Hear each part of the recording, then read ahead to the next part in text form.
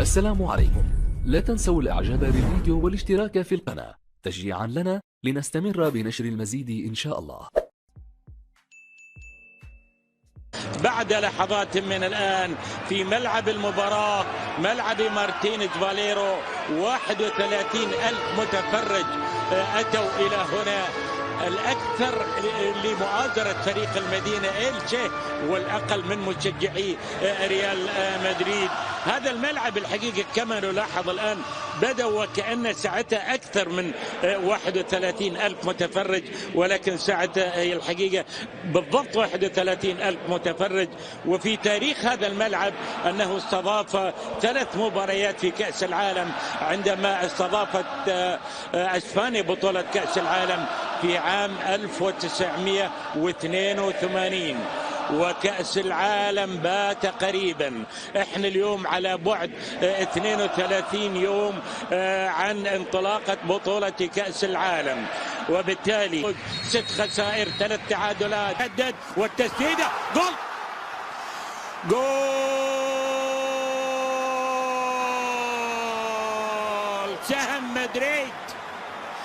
سهم مدريد نعم يتقدم بعد محاولات متواصلة. سهم مدريد يتقدم ويحرز الهدف الأول كما فعل في الكلاسيكو، يفعل الآن تسير الأمور عندما يلعب الكبار والصغار.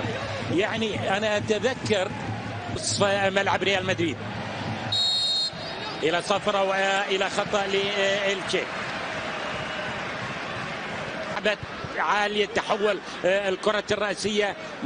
يعني أحلى الأيام، ريال مدريد يعيش أحلى وأجمل الأوقات في العلاقة ما بين اللاعبين، في العلاقة طويل القامة. ما وصلت الكرة تصل بهذا الشكل، التسديدة الحاضرة من مورينتي حلوة وخطيرة كانت لمصلحة الفريق. انطلاقة حاضرة ووصلت إلى كريم بنزيما، كرة خذوهات وصلت إلى مودريتش مباشرة من قلنا لمصلحة الريال. صارت خطيرة. البرشا يتمنى أن يتعثر الريال أتلتيكو على أساس تعود الفرصة مرة أخرى لبرشلونة حتى يتقدمون، وتقدم آخر الكرة فريق إلتشي.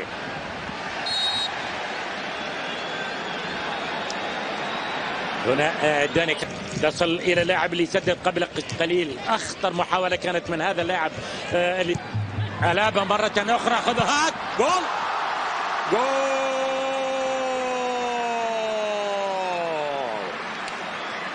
دافيد ألابا يتقدم ويسجل الهدف الثاني لمصلحة ريال مدريد.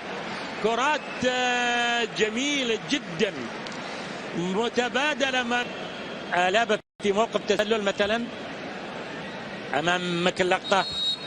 خذوهات ولا والله هدف بلغي ثاني. قدم إلى الأمام بوسطة. حلوة اللقطة بعد أن ألغي الهدف الركنية الأرجنتيني، وأمامك مكاو الأرجنتيني اللي سدد لك كرة خطيرة، وبالتالي لونين ينقذ مرمى من لاعبي فريق إلتشي. تصل وتبدو خطيرة والتسديدة حاضرة تصل إلى حارس المرمى لونين. إلا بعض اللحظات وخاصة الدقائق الأخيرة كانت لمصلحة إلتشي. أمامك الآن لمصلحة الريال، الرأسية تحولت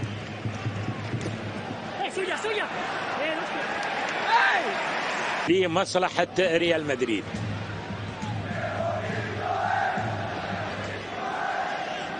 وكريم بنزيما يصل إلى الهدف رقم على أساس أنه يعطي الفرصة، لأن درجة الحرارة 21 فقط، درجة حرارة ممتازة. ما راح يرتاح المشجع المدريدي. الآن يتقدم ألابا، يلعب الكرة إلى الأمام، مرت بسلام من أمام فينيسيوس. يشوف فريقه مسجل الثاني. ينتهي الشوط الأول بتقدم ريال مدريد بهدف 1 مقابل لا شيء مع هدفين ملغي، لكن الحقيقة هذا لم يحدث. على الإطلاق. نعم في هدفين ملغيين وفي هدف محتسب لمصلحة الريال، لكن بالمقابل في محاولات حقيقية من نادي إلتشي على أساس أنه يأتي بهدف التعادل. لم يأتي هدف التعادل وبقت النتيجة إلى تقدم الريال بهدف واحد مقابل لا شيء. الآن 2-2. فريق المدينة يهاجم ب4-5 من اللاعبين ويريح. محاولة بويه على الطاير يلعبها بويه. شوف ولاحظ مرة أخرى الكرة الخطيرة جدا عبت وتهيأت وعادت مرة أخرى. هنا التسديدة أمامك تحول إلى ركنية لمصلحة إلتشي. في دفع أكيد في المدرجات الآن يأتي لفريق إلتشي وفي بويه. محاولة إلتشي تحولت إلى الأرسار للأنصار ماكاو وقد سددت تسديدة جميلة أمامك فينيسيوس وتسديدة بنزيما حلوة اللقطة. تسديدة بنزيما وردة الفعل من بديع ريال. هذه واحدة وكانت واحدة من كريم بنزيما اللي ينقل الكرة بهاتي ريال مدريد يتركها لألابا. جول.